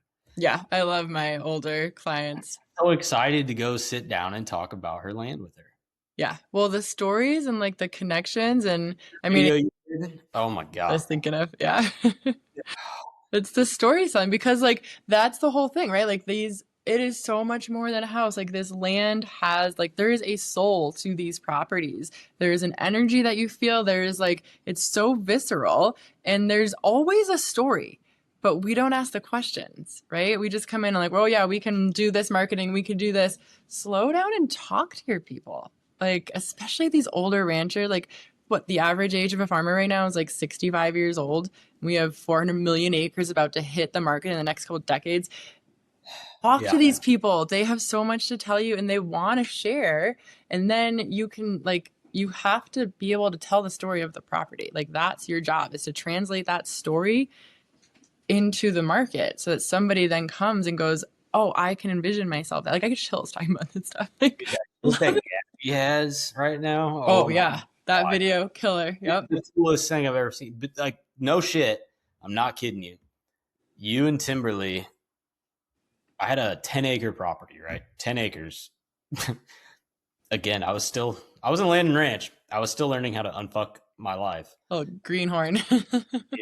I was like, this property's great. It's top dollar, man. Like it's high and dry. It's out of the wetlands, all that shit. You drive right up to it. My dumb ass didn't realize it was down a power line easement and has zero access. That'll do it. That'll do it. I got annihilated. Oh no. I posted it. I turned off commenting because it was just burning every chance I had to sell it. Yeah. I got so fucking humbled so fucking quick. Oh, real estate will do that. Yep. No matter what side of real estate you're on. Now I'm locked in. I'm locked in it. I told her, I was like, I apologize. I messed up. And this is where we're at. She goes, it's okay. Well, when you're authentic, you're honest. You wouldn't have known that. We're human. You know? Yeah. And I was like, we can get access to it. I was like, but I can't guarantee a buyer because you're going to have to go through 6 different properties down a power line easement. And she goes, no, if they want it, they can, we can work it if they want to buy it. And I was like, okay, cool. But regardless, it's the simple fact of the matter. I told my photographer who just left, Ryan Johnson, Film Out Media, you're dead to me now. Just so you know, you left me. And now I have no. I'm an orphan. I'm a land orphan. He would drive with me for 2.5 hours to go photo. Oh yeah. Just oh wow. He's just a good dude. I'm gonna miss him terribly. Because you moved. I'm like, what happened to him? You moved. He moved. Oh. He's dead to me. It's okay. I make my photographers drive. I mean, what, an hour and a half? That's where most of my listings are about an hour and a half now. Yeah, I'm trying to do that. I told him, I was like, listen, man, Timberly just posted this one. Look at this video. Taryn just posted this one. Look at this video. And it was right before EXPCon or something like that, a little bit after. I'm like, I want to do a 30-second version of this. Yeah. Dude, the amount of views and I guess you want to call it like insights on your dashboard on Instagram. Yeah, like interactions. Yeah. Super cool video. Just me doing slow motion, checking a deer scrape that had piss in it with my hand. Oh, well, that'll do it. I was wearing a cowboy hat and a fanny pack, my hunting fanny pack that has all my turkey calls and shit in it. And dude, it blew up. Yeah. It's the lifestyle. It's the authentic. Well, that's the thing, right? You're authentic in who you are and you're authentically living the lifestyle. You authentically care. You know what those 3 things do for you? Build trust with your clients that you're going to be real with them when they need to hear it with their properties. And that's why I think like everybody talks about being authentic and yada yada and like land and ranch but that's why it works because we are authentic and we do live this lifestyle and you can trust that we're going to shoot you straight when the hard conversation has to happen. Yeah. Because there's no, you know who we are. There's no facade there. Yeah. And that's one thing I can take a complete pride in is a simple fact, like real estate agents get a bad name. They get a bad rap, especially in the land side, because all these older generations and people, they'll straight up tell you, I don't want to use a fucking realtor. Like that's exactly what they tell me. I don't want to use a fucking realtor. And I'm like, good news for you is I don't really claim to be one. Yeah, I have said that. Like, yeah, they're the worst. I have to work with them. I know. Like, that's what I literally have said. I was like, I will ruffle people's feathers. I will rub people the wrong way. I'm going to piss you off in the next 10 minutes, I'm sure. But it's okay.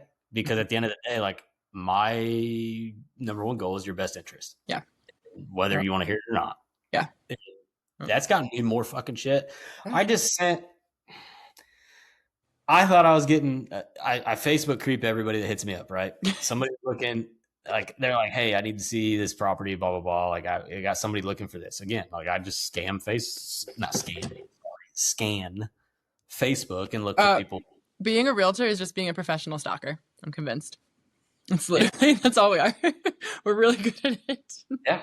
And I looked this lady up. I was like, okay, yeah, she's younger, so like she understands like Instagram, social media. And again, for the older generation that may not listen to this or may listen to this, I know I'm trying to get a client that is probably listening to this, and don't be mad. I told her, I was like, she said, do you have a website or anything like that? And I was like, well, here's my email, my EXP website. I don't know what's on it, to be honest with you. I haven't checked that ever. There's so many tools that I don't use. Yeah. And I was like, but here's my podcast. Oh yeah. Bold because I cuss. I say, yeah, you're you. Yep. like if she goes, well, these are older people. They're trying to sell their farm, and I'm like, well, I got somebody looking to buy some farmland out here. Same thing with Joe. Like he's trying to help older generation, younger generation. It's another family that's trying to move out here, and they're getting booted out of their 400 acres near Raleigh. And I was like, if these people want to know how I talk and what I look like and what I say, feel free to send them this. I was like, I'm at risk of losing any sort of business with you guys, but here. No, you're gonna like you're filtering out. That is your like time protection, because if you don't, like, now you either know that they're gonna work with you and be kosher with it, or they're not, and you didn't have to waste all this time pretending you're not who you are. It's 100% the way to do it. Yeah. I'm telling you, that's a great this is the last thing I'm going to say about it for EXPs, land and ranch, and all this stuff. I can talk to you people. I can talk to you people. That's it. I can talk to you guys about this, and I'm not even ashamed to admit it. There's been multiple times after talking with you guys, or like just thinking about and reflecting on my life in the last year and a half, like December of 2023. Yeah, 2023 was probably the worst month of my life. Yeah. That's when I made a decision to get out of the Army. A good friend of mine that taught me a lot about things, and he's the toughest son of a bitch I ever met, killed himself right before Christmas. I was in a shit spot. Me and him, like, we talked about going hunting and doing stuff out in the woods, and never did it. And then I'm like stressed out. I had fucking nervous breakdowns. I was in a job position 2 levels above where I was supposed to be. And I'm just like, I'd cry in my truck at lunch. Yeah. Like, not even afraid to admit it. I'd cry in my truck at lunch. It's like, I can't do this anymore. Like Lance was not going to wake up one day and decide to kill himself. Yeah. It just happened. And I was like, something bad is going to happen to me if I keep doing this fucking shit. And so I got out at that. I made the decision, started making phone calls, got into real estate. And then I meet you guys again, not even a year later. I'm like, I'm feeling stranded again. Like, I had all the support I needed, but not really any friends, because all my friends left. Yeah. Like, they all moved or whatever. I'm like I got hunting friends, but like, I don't talk to them for 6 months, and then we go hunting together. And I was like, I can't do a job where I don't know anybody. No, we're human. We need connection. Huh? Then we all started, and now I'm not afraid in front of 250 people that jump on that think about joining Land and Ranch, and then I chime in, and Taryn's just sitting here like, no, we pull you up on EXPCon stage, on the summit, on all the things. You never know what's going to come out of my mouth, and you're not afraid of it. And I'm like, these are my people. But there's been multiple times after we've met or did stuff where I'm just like, I'm super emotional. Like, I'm super happy about it. And like, people don't understand. Like, if you go look back at a time where you're just at your lowest, and then now you look at a time where you're happy where you're at. I just bought, like, I never thought I'd live in North Carolina. This house, like, we could live here another 15, 20 years. I'd be 25. Wow, yeah. It's going to grow up here. Yep. Dude, like, I never would have done this if I was still in the Army. I'd probably be, right now I'd probably be deployed, and I wouldn't see my kid grow up. My God, you're going to get me emotional now. And I cry over, like, we're going to get super emotional now. I'm happy, man. Like, it's weird to just feel that way. I'm just happy. Like, well, and it's like those little decisions. Like, I'm happy with my wife all the time. Like, she supports everything I do. My kid loves the fact that we go to walk in the woods every day. Like, man. It's like, it's a good life, right? It's a good life. But those little decisions, and I can relate to that so much. Like and I can relate, I think a lot of people don't know this, that how much I can relate to that. Because being like building this division, like You sacrificed a lot. I You need to sacrificed. sleep for 2 weeks. What I do need to sleep. I was up till 5 in the morning last night and 4 the night before. But while I was like maybe sacrificing sleep, I was also in building this division. I was going through the literal like worst time of my life. Like I was going through a divorce, becoming a single mom with 2 young kids, like literally in the middle of building this division. And most You're people, in it now. Like you can't just stop doing that. yeah. You know, And there were days that like these people got you people. They got me out like I kept going because of this community, these people, because I really know how much this was like building a community and helping other agents, yourself included. Like if I didn't show up, I wasn't showing up for my people and for this community and what we're building, and that just wasn't an option. And so like it truly got me through like having to show up for the calls, having to like build this network and just build this thing is actually very much so what got me through. And also EXP as a whole, like that, like full circle, like that's just the difference of this company, like top down, because there's one person who did know, and it's Jeremy Kane. And that man who is like my big brother, I call him my big brother. He was my big brother the moment I met him. He just Such is. A great guy. He is. And he would call me, and he knew, and he would like, if I wasn't showing up enough on some of our other calls or I wasn't responding to him, he would reach down and reach out and be like, nope, where are you? You're not okay. Don't lie to me.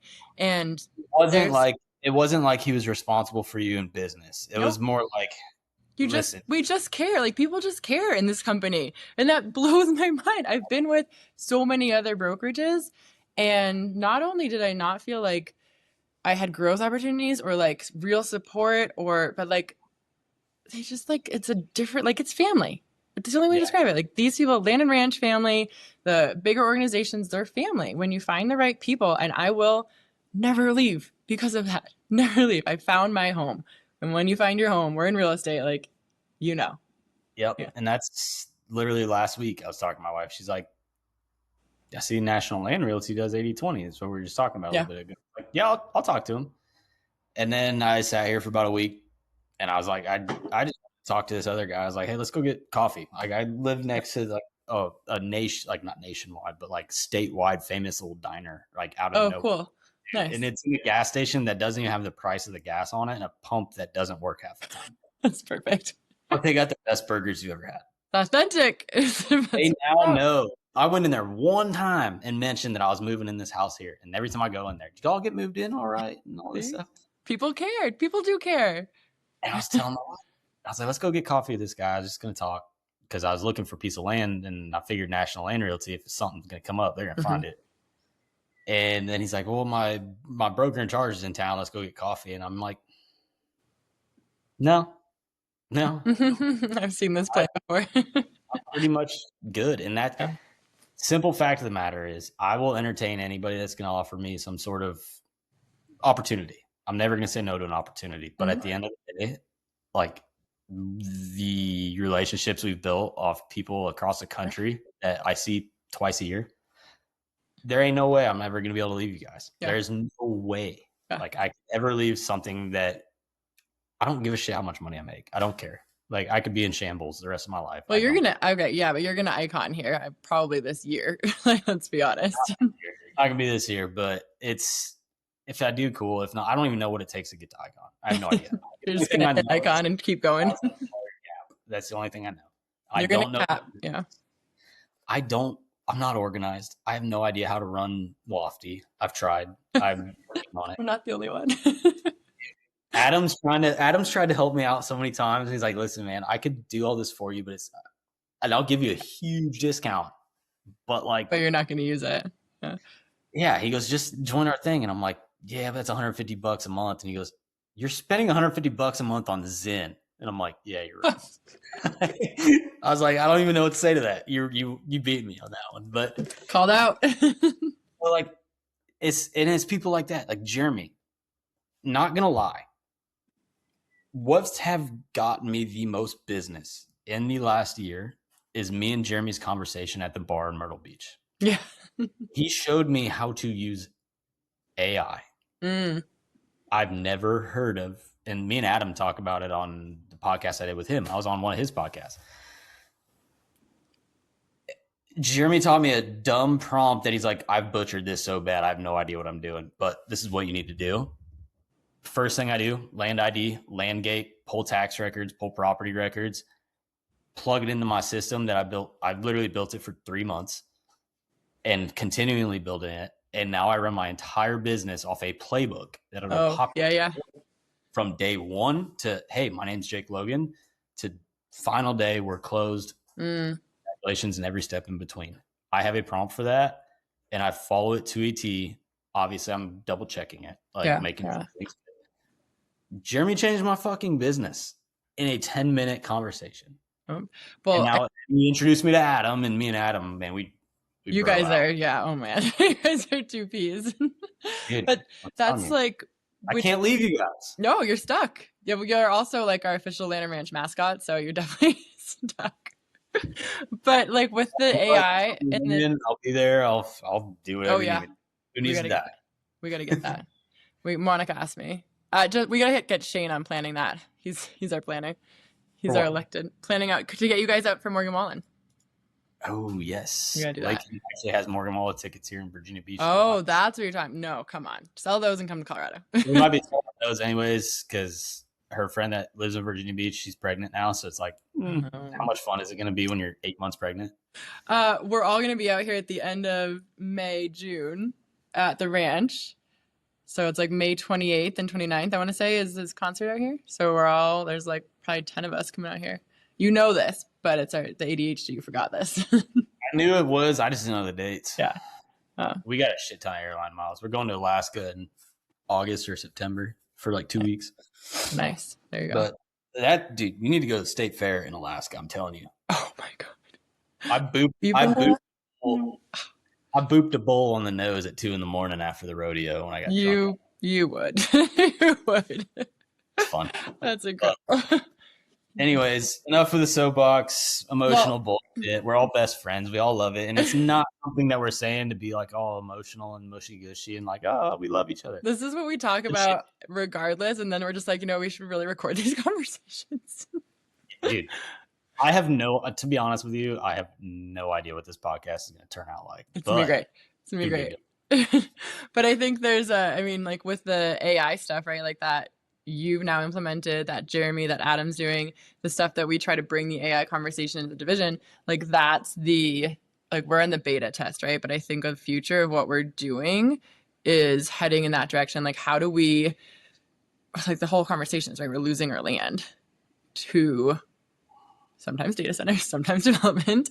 Like how do we start implementing technology and like technical skills in our agents to bridge this gap and like start protecting the land, because right now it's exposed because these farmers don't want to get with the times, these agents don't know what they're doing with land, and then nobody can afford the properties like Joe to start these startup farms and like get these things going. And so our land is then exposed to only be available to developers and only to be available. But we have people who want to get into farming. They want to get into ranching. They want to like continue this legacy and these lifestyles. And we just haven't had like enough creative conversations, but I think we're there. Like, I think we're that conversation, like that pendulum is starting to swing to where like Joe, right? He is very passionate about it. How did you guys meet?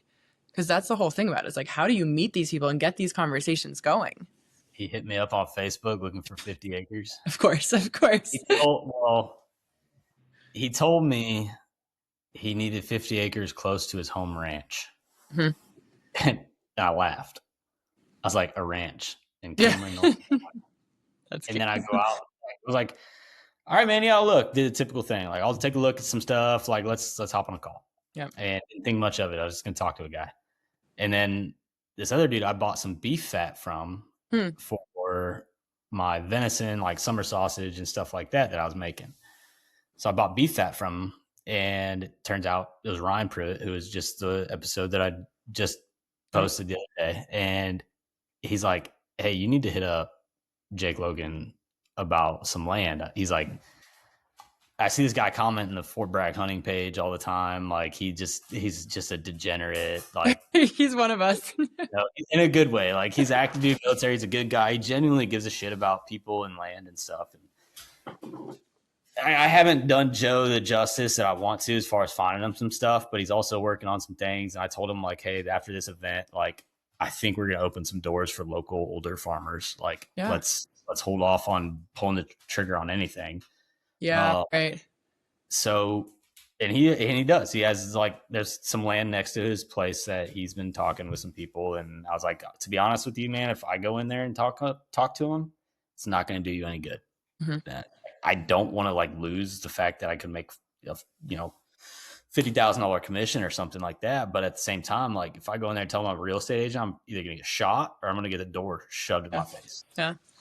And so I was like, invite them to this event, which I was going to have a real estate event. And then he told me what he wanted to do. I was like, let's do an event for you, dude. Mm-hmm. And so now every day we talk, I'm like, Jake, what do you want to do with land and ranch and all this stuff? I was like, don't worry about it. Like, don't put land and ranch on there if you want to. Don't put Jake Logan real estate with my brand on there. I don't care, man. Like, this is for you. It's like the fact that you're going to let me talk and say, hey, for 30 seconds. It's about the land. Yeah, it's about land. Like, we got people flying in from all over the country for this thing. And it's about, and I didn't even, like, I wasn't even going in this direction when I asked that question, but it occurred to me, and I don't know if you've watched my, like, it's my reel that's pinned on Instagram of when I announced the division launch and what we had been working on. And kind of that soapbox speech, right? And I was basically said, like, I don't know what the solution is, but I know it starts with conversations. And so it's like, wow, how we talk about full circle. Like, what are we doing? We're starting conversations. We're starting conversations between agents, between landowners, between potential farmers. And like, we don't know, we just don't know what's going to happen. You don't know where it's going to go. And now you guys from one conversation have started this incredible event, this land and legacy and like this model I'm obsessed with. We're going to actually run a consumer focused event out here in the fall based off of your model to start these conversations. You need to talk with Janice. Mm-hmm. She's been, dude, like this is her job, is to get exposure for farms and farmers and stuff like that. Yeah. And she's phenomenal at it. I feel bad for her because she's got to deal with 3 Army dudes that just don't give a fuck. Like, but she's been great and she's been coordinating so much shit. It's, dude, we got the 1031 exchange guys that Aaron brought on. Matt Linville. They're doing a lot of shit for this. Yeah, they're awesome. It has nothing to do with them. Yeah. Like they could give 2 fucks less what Meadow Oaks Ranch and Joe Pressure do in their entire life. The simple fact they're donating time, money, and energy to promoting something like this that may or may not make a difference. Mm-hmm.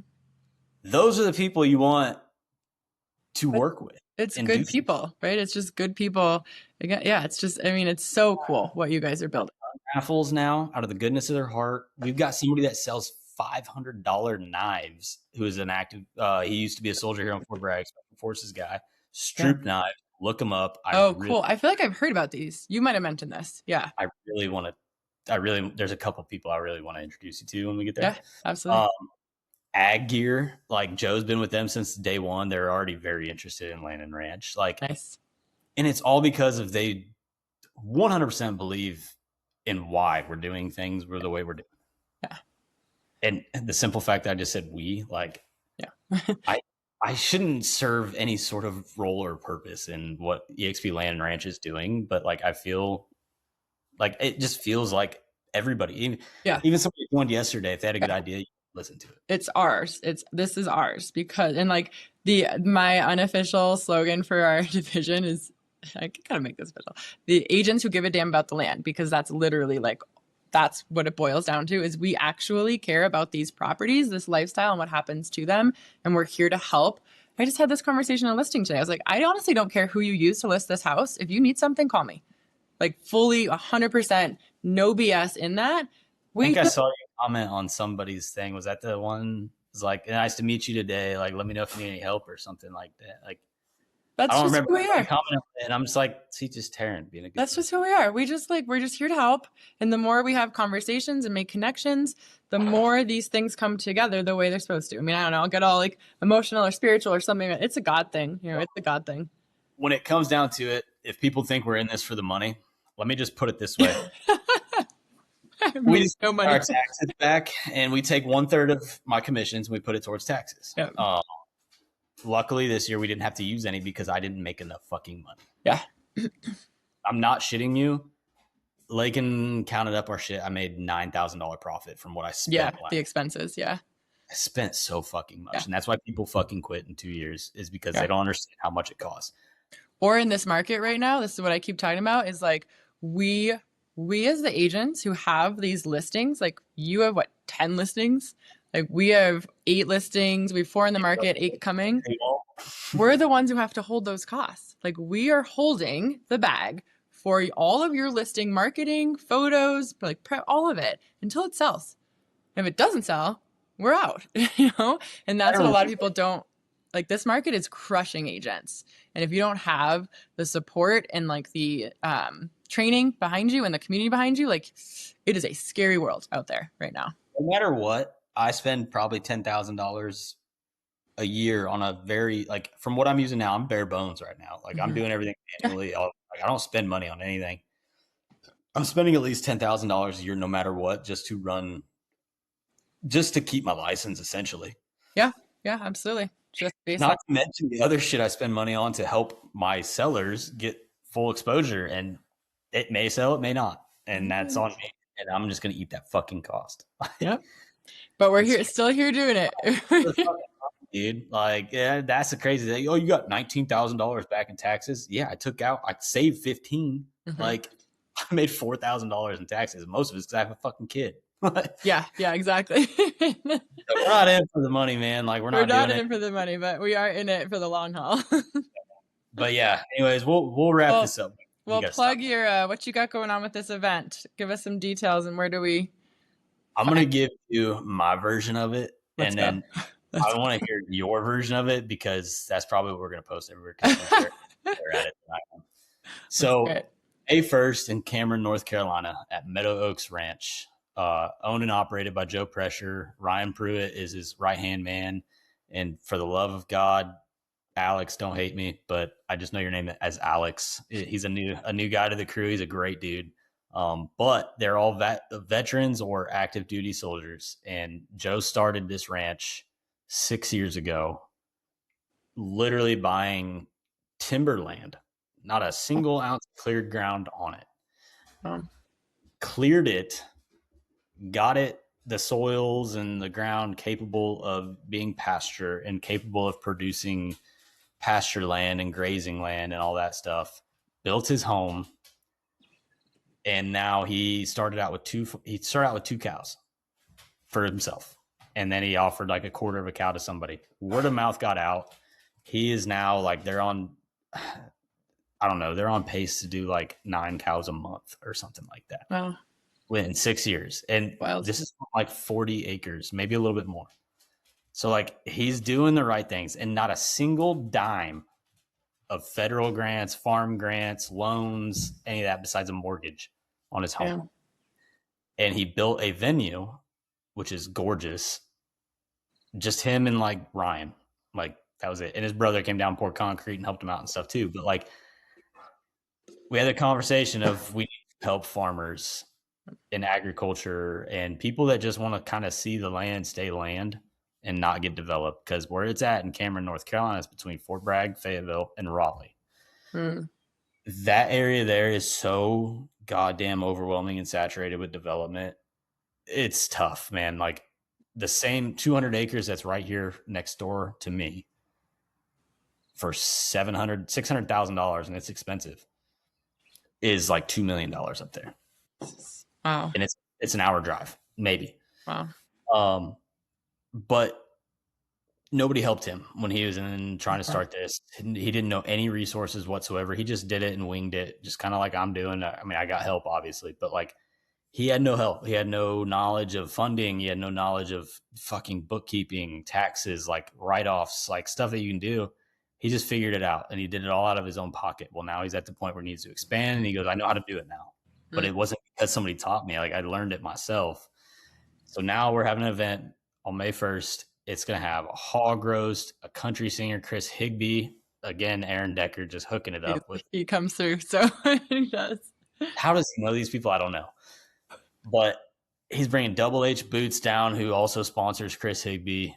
Chris is very much a land and ranch style country artist. He just doesn't give a fuck. Like, he's gonna what he wants. These are people.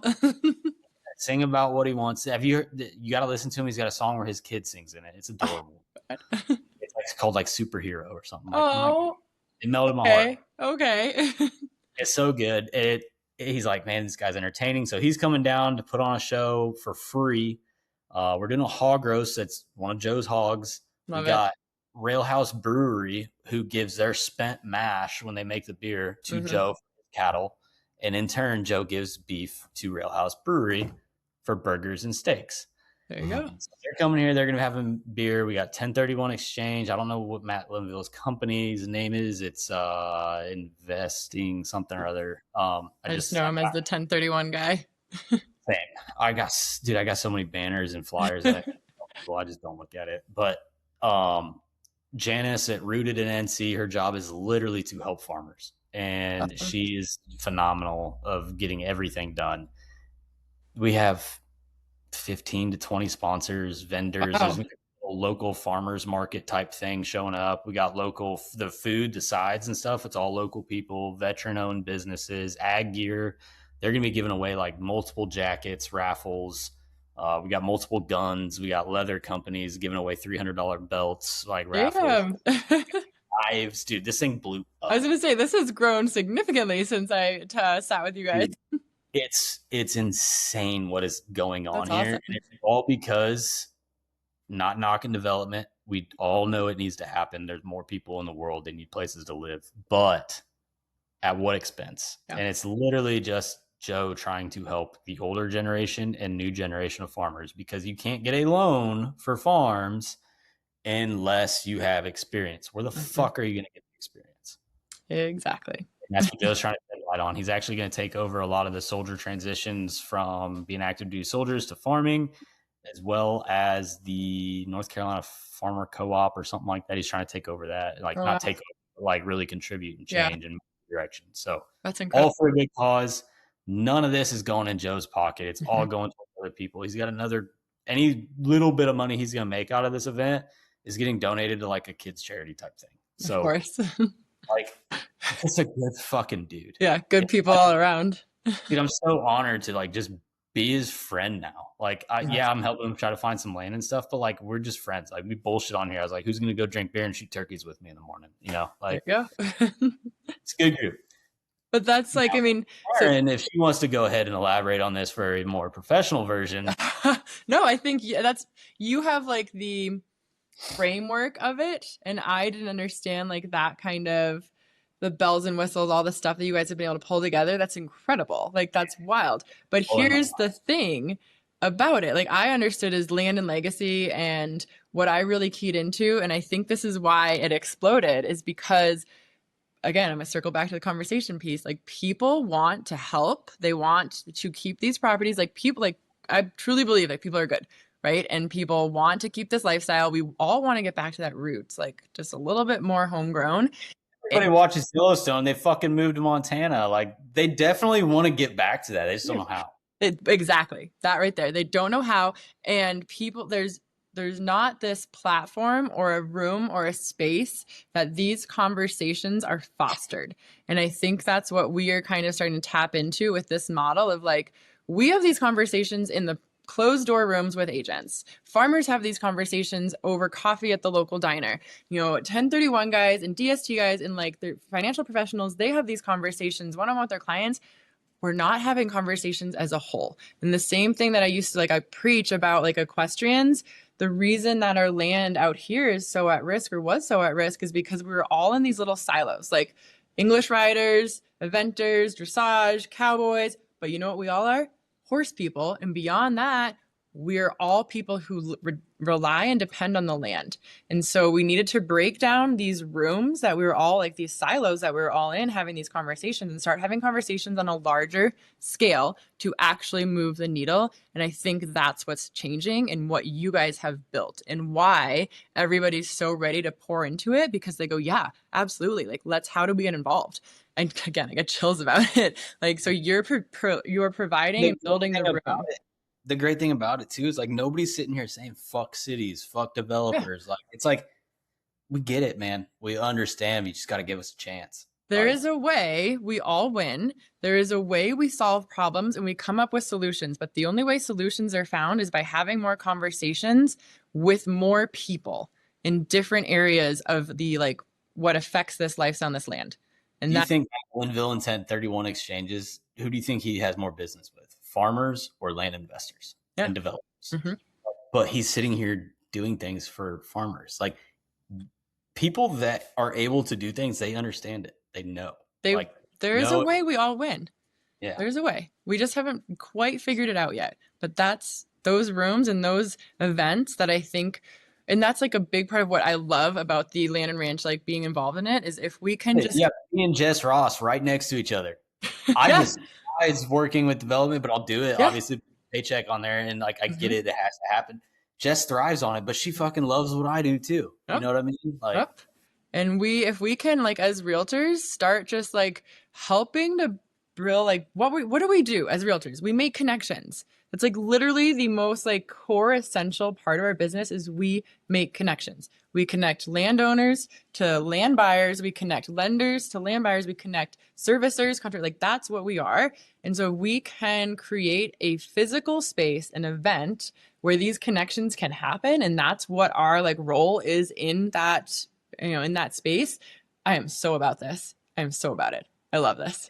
I can't wait. A great time. I can't wait to see everybody. Like literally Shane's like, I'm going to fly from California. I was like, is he going to drive? I'm driving.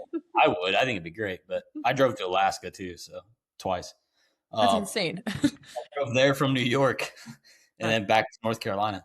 But he's like, I'm going to fly in there. I got brother out in Raleigh. Like we just want to do things. And Shane was if you talk to him and he's out in California and he's doing big deals, like he's the last person you think that just like, he like be rustic too.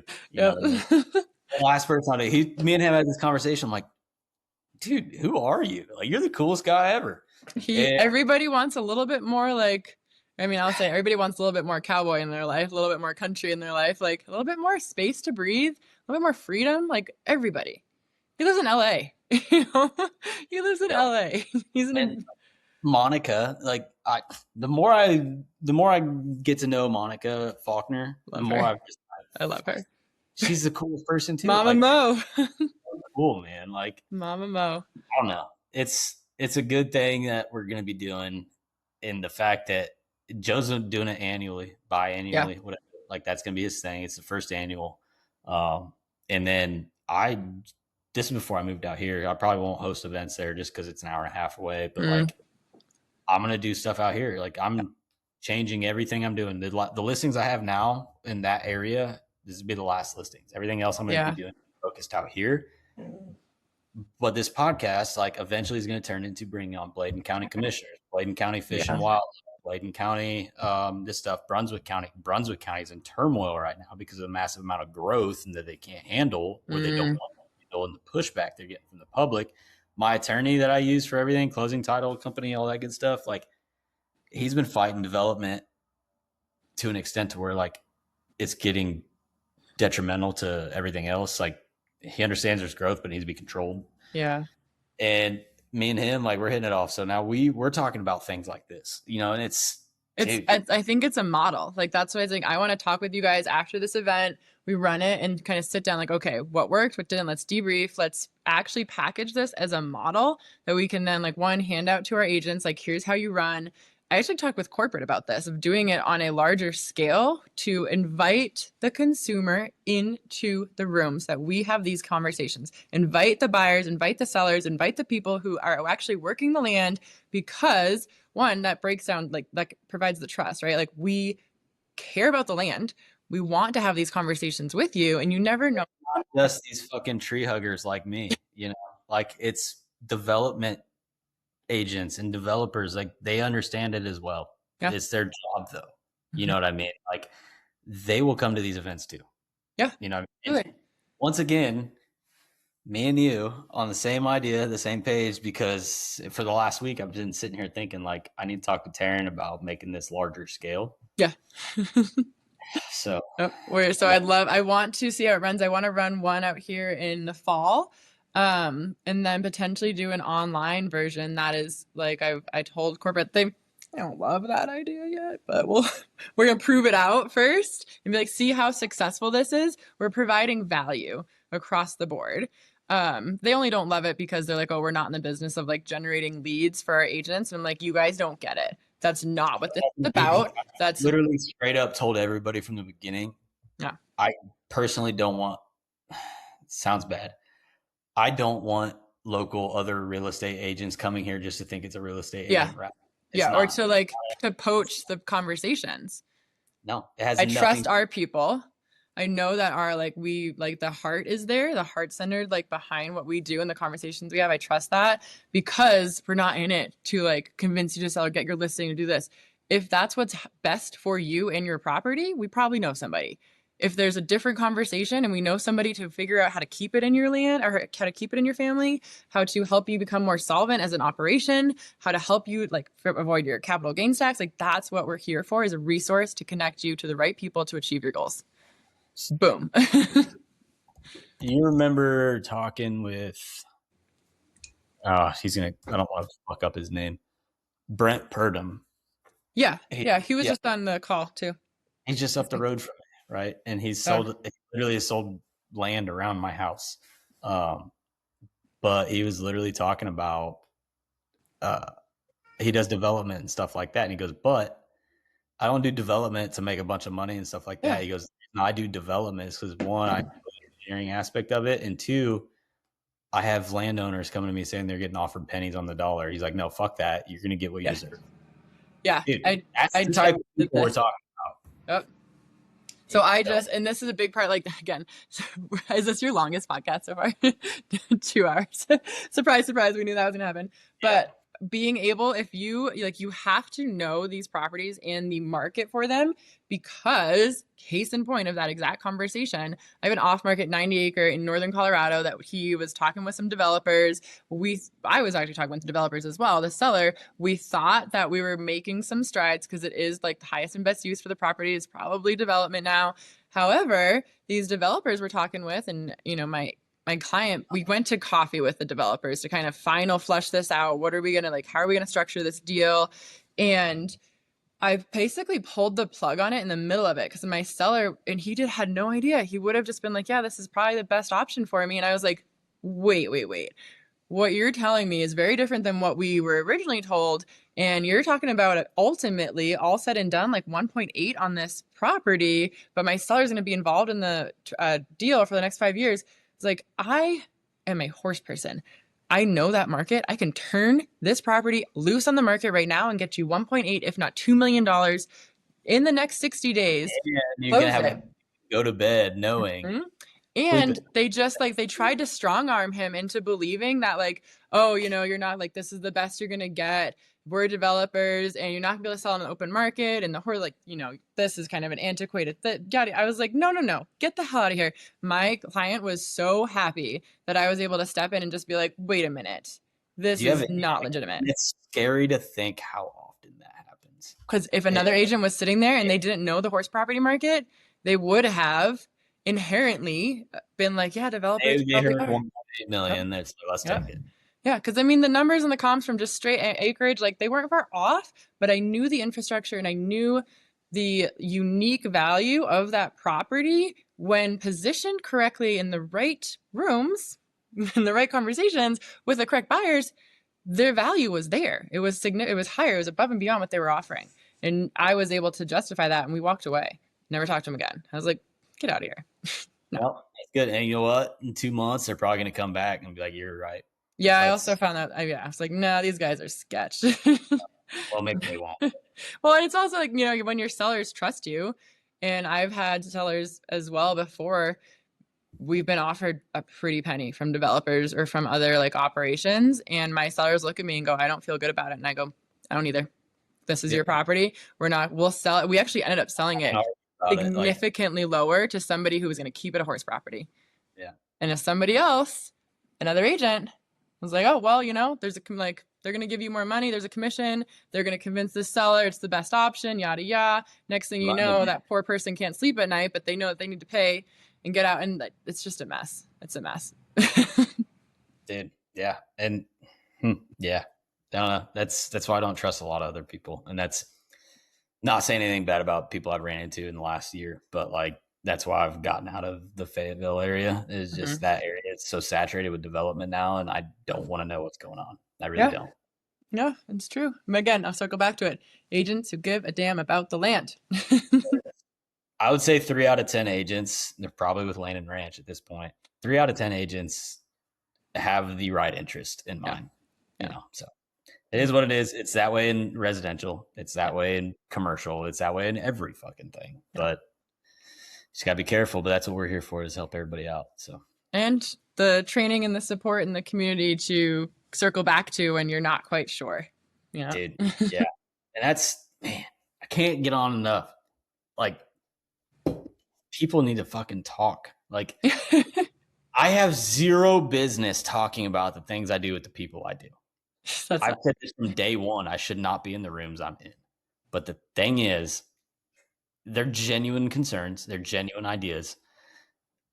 Dude, just because I've never did a land fucking deal before I joined Land and Ranch. Not one. Yeah. You asked me to be a North Carolina ambassador. Not a closed fucking land deal. Not single fucking. Yep.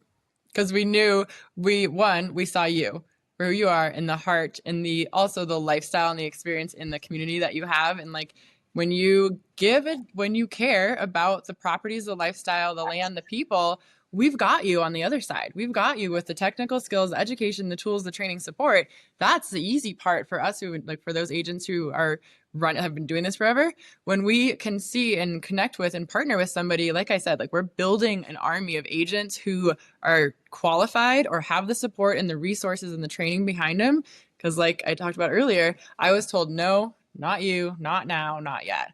And I refuse to let another agent who gives a damn about the land have that experience or hold themselves back from joining this army of agents who can help make a difference in the front lines of the fight to save our land and our lifestyle. Soapbox. You're not. We could just keep going. I was going to say, you end on that one. It's not clicking to people, and there's so many things I want to change. You want a girl? I know. Sorry. So come join us in May to continue the conversation. Anyway, the conversation in person. May 1st. If you want to hear me and Taryn just go on a fucking tangent. Just kidding. But that room would be perfect to talk about it, because nobody's gonna. That room will be full of these conversations regardless. So join the conversation. That'd be great. And that's the thing. Join the conversation. If there's anything you can take out of any of the stuff we're talking about with events and what we're doing with what we want to do, we as in me and Taryn, and I don't want to say Land and Ranch and EXP, because we don't hold any of their values. Our personal opinions is what we got. It's not. We're not an official representative. Disclaimer. Right? This is not an official position of corporate. It's literally just it's a passion project, and it's not making us any money. It's literally just something we want to do, and it's gonna be fun. But like, come out and get your dudes birdie, get your boots dirty. Listen to some country music. Get a little two-step on the dance floor. My 4-year-old son knows how to two-step better than I do. I love it. We're gonna have a good time. We're gonna eat some pigs. A pig. We're gonna talk dirt. We're gonna talk dirt. We're gonna talk dirty with it. That was what Jess and I wanted to run with a marketing campaign last year. I mean, talk dirty to me. I'll do it. Corporate didn't love that either, but maybe that can be her podcast. It feels like it'd be dumb, but like dirty deals done dirt cheap. Like, it feels like it'd be like cliche, but it'd be a good one too. But not dirt cheap. Dirty deals for what you deserve. Disclaimer. But anyways, otherwise we're gonna keep fucking going. As always, I appreciate y'all coming on here. I know Taryn and I ramble a lot, and God, I feel bad for everybody on our weekly calls half the time. But if y'all are interested at all in EXP Lane and Ranch, we'll put our contact information in the show notes here. If you're interested at all, May 1st, Cameron, North Carolina, like just come out. Like we don't care how many people are going to be there. Just come out, hang out. Kids are more than welcome. Like my kid's probably going to be riding some cow calf like halfway down the damn street. Get some mutton busting going. And I got to tell you, there's a bull riding thing. They got a youth bull riding tour around here. Oh, like, Jesus. And all they do is just walk them out. Like, oh, perfect. Like, that's terrifying. Kids. Like, seriously. I met that guy at Lowe's. It was great. But anyways, come out, bring the kids, bring your family, enjoy some good beer, good food, good people. You don't have to stay for the whole thing. Chris is playing from 6 to 9. Come out at 5:59 for all I give a shit. Just come out and support everybody. It'll be a great time. Just join the conversation, whatever that looks like for you. I appreciate you coming on here and dealing with me for, God, it says 2 hours, but it's been like 2.5 hours. Yeah, I was going to say, we both knew this was going to happen. I know. And then next time we should just hop on here with Jess too. And then next time we bring Liz on, we'll just have a whole fucking crew. It'll be great. Always getting the crew together. Anything else you want to add before we cut this off? I think that's like it's an open door with all of us. Whoever you're talking with, whatever you got going on, whatever crazy idea, we probably love it and we want to hear it. So join the convo, jump in wherever you're at and whatever that looks like. Hell yeah. Well, we'll see you in May. Till next time, which this is probably a monthly thing, me and you. Yeah, we should. Yeah. With the whole crew. Yeah. Rotate them in. Month and rewind or something like that. Yep. Let's do it. But until next time, buy dirt, plant roots, and leave your legacy. Love it.